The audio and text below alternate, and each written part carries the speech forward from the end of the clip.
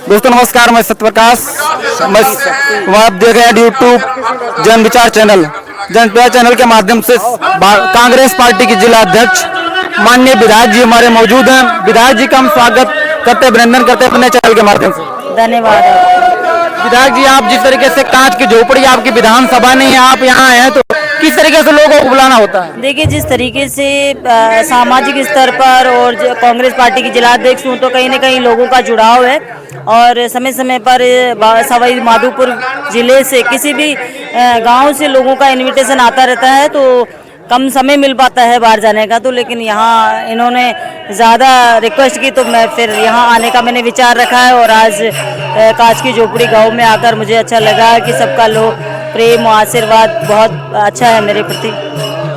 एक personally question हो गया, जिस तरीके से आप एक दंगल कार्यक्रम में आपने बोल दिया था शिक्षा को लेके, तो सबसे मेन मुद्दा यह है कि आप कांग्रेस पार्टी से हैं, जिला अध्यक्ष हैं, आप शिक्षा को लेके बोलते हैं। आज के राजनीति में लोग मुखरता से बात नहीं रख पाते हैं शिक्षा को लेके, चिकित्सा को लेके।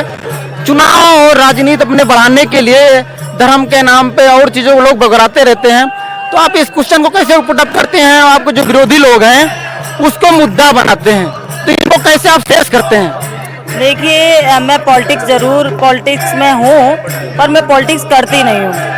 मैं ईमानदारी से जो जनता के हित में है उन्हीं मुद्दों पर बात करूँगी। सामाजिक जो कार्यक्रम है वो हमारी संस्कृति है, लेकिन इसके साथ साथ हमें शिक्षा भी बहुत ज़रूरी है। तो सामाजिक कार्यक्रम में मेरे कहने का मतलब एक ही है कि सामाजिक कार्यक्रम तो होने ही चाहिए, लेकिन उनके साथ साथ शिक्षा भी बहुत ज़रूरी है। उन सारे के सारे सामाजिक कार्यक्रमों में एक हिस्सा शिक्षा, चिकित्सा और अपने डेवलपमेंट के लिए भी होना चाहिए। और उसके अंदर एक संदेश जाना चाहिए कि जो कार्यक्रम हमारा सांस्कृतिक और सामाजिक हुआ, उसके अंदर हमने हमारे विकास के लिए, हमारे बच्चों के भविष्य के लिए क्या सोचा। जी, आप बच्चों के लिए हम बोल रहे हैं, जिससे लगातार बेरोजगारी बढ़ रही है और लोग अपने काम से भटक के, चाहे सरकार हो केंद्र की या राज्य की सरकारें, अब शिक्षा पे लगातार हम जानते रहे 1 लाख प्लस स्कूल बंद कर देगा सरकारी। तो इसको लेके आप लोगों ने मुखरता से बात उठाती है, लेकिन अगर राजस्थान की बात करें तो आप लोग विधानसभा चलने वाला है, क्या उस पर करेंगे? देखिए, जो सामाजिक सरोकार है और जो ये प्रोग्राम होते हैं, अगर हमारे पास हम जितना ज़्यादा आर्थिक रूप से कमज़ोर होंगे, उतने ही ये स्वतः ही बंद होते चले जाएंगे। तो मैं चाहती हूँ कि जिस तरीके से हमारे सामाजिक प्रोग्राम होते हैं, आर्थिक रूप से हम कैसे मजबूत हो पाएंगे, कैसे हमारे बच्चे आगे बढ़ पाएंगे और किस तरीके से हम सरकार से मांग कर सकते हैं। क्योंकि आज जो समय है, हमें सोचने की आवश्यकता है, समाजों को सोचने की आवश्यकता है और सामाजिक प्रोग्रामों में भी उन चीज़ों को रखने की आवश्यकता है। क्योंकि सरकारें जो है शिक्षा के बारे में नहीं सोच रही है, चिकित्सा के बारे में नहीं सोच रही है। आज कितने सारे स्कूल सरकारों ने बंद कर दिए, चाहे केंद्र की सरकार हो चाहे राज्य की सरकार हो।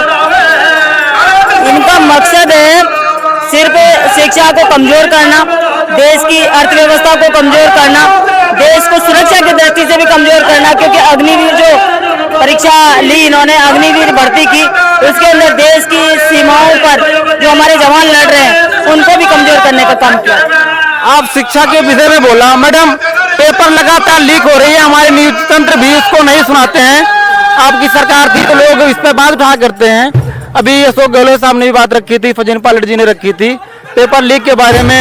आपके अध्यक्ष जी, प्रदेश अध्यक्ष बात क्या करते हैं, इस पर कैसे मुखरता साहब बोलेंगे? इन्होंने पेपर लीक करके, महिला अत्याचारों की बात करके, पेपर लीक करके, भ्रष्टाचार की बातें करके इन्होंने सत्ता तो हासिल कर ली, लेकिन पेपर लीक पे कोई कार्रवाई नहीं करी।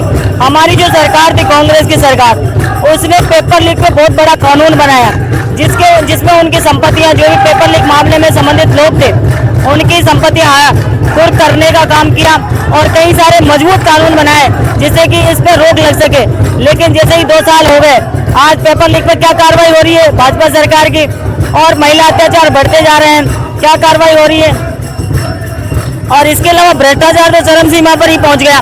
तो ये लोग बातें करते हैं, बातें करके लोगों को गुमराह करके सत्ता हासिल करने के बाद में कोई भी इनका जनता के हित का निर्णय नहीं होता है। और जिस तरीके से किसान और मजदूर परेशान है, नरेगा को इन्होंने बंद कर दिया, मजदूरों का हक और अधिकार छीनने का काम इन लोगों ने किया। तो मैं समझती हूँ पूरी तरीके से किसान और मजदूर विरोधी भाजपा की सरकार है।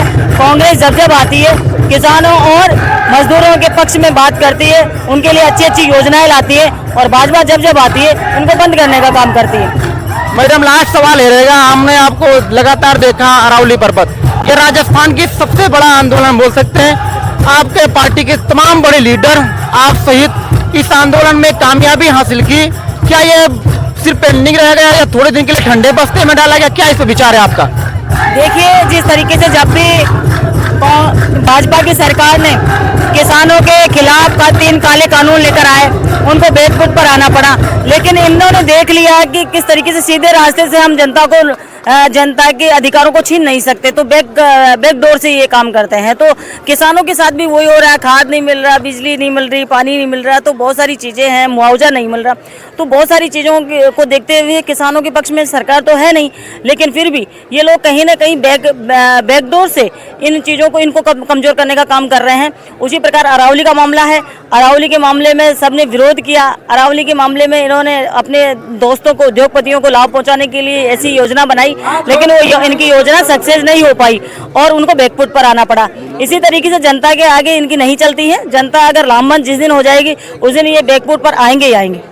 बहुत बहुत धन्यवाद। आप जिला अध्यक्ष हैं सवाई माधोपुर से, तो आप अपने जनता को, अपने कार्यकर्ता को कुछ कहना चाहेंगे?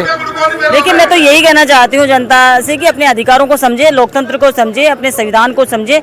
और मैंने तो विधानसभा में भी सवाल लगाया है कि एक सब्जेक्ट संविधान का पढ़ाना चाहिए बच्चों को। ये संविधान का सब्जेक्ट क्या पढ़ाएंगे, तो स्कूल ही बंद करते जा रहे हैं।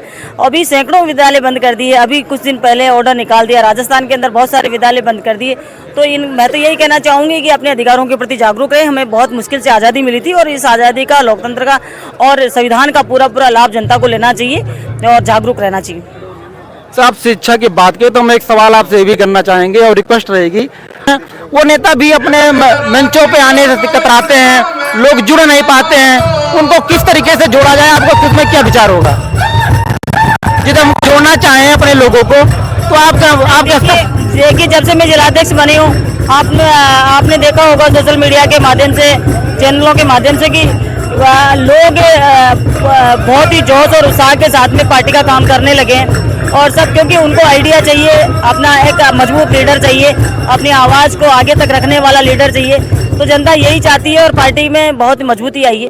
आपने देखा होगा पूरे जिले ने ये चीज़ महसूस की है। बहुत बहुत धन्यवाद। हमारे साथ माननीय विधायक जी मौजूद रहे, मुखरता से बात रखी, बहुत अच्छा लगा बात करके, जिस तरीके से समय दिया, बहुत बहुत धन्यवाद। एक कोई